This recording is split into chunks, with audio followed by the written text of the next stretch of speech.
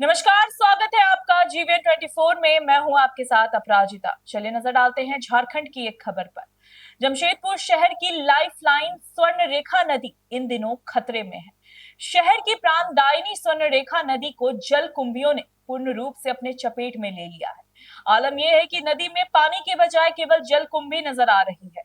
यह कई किलोमीटर तक फैल चुकी है। एक्सपर्ट्स की माने तो पानी में जल कुंभियां भर जाने के कारण नदी का ऑक्सीजन लेवल भी घट गया है।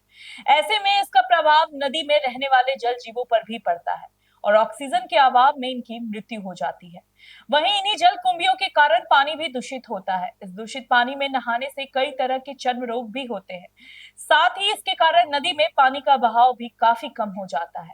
ऐसे में जरूरत है इसके नियमित सफाई की, ताकि ये प्राणदायिनी नदियों का अस्तित्व खतरे से बाहर हो सके। नहीं, दरअसल जलकुंभी जो है वो बहुत तेजी से पनपती है। वो उसका स्ट्रक्चर इस तरह का है कि वो मैंने एक समय में उसमें बहुत ज्यादा फल में बहुत ज्यादा बीज होते हैं।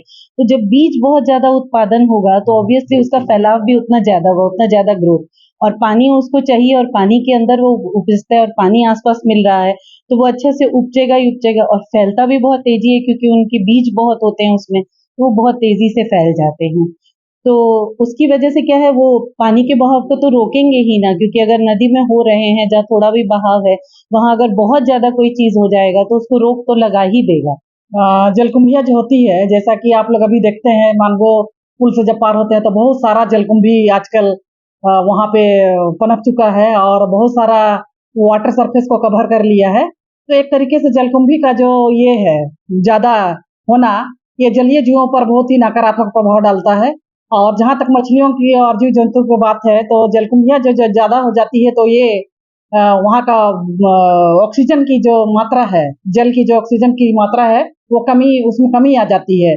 और जिसका प्रत्यक्ष प्रमाण हम लोगों को मिलता है कि मछलियां मरने लगती हैं, मछलियों में प्रजनन शक्ति में कमी आ जाती है।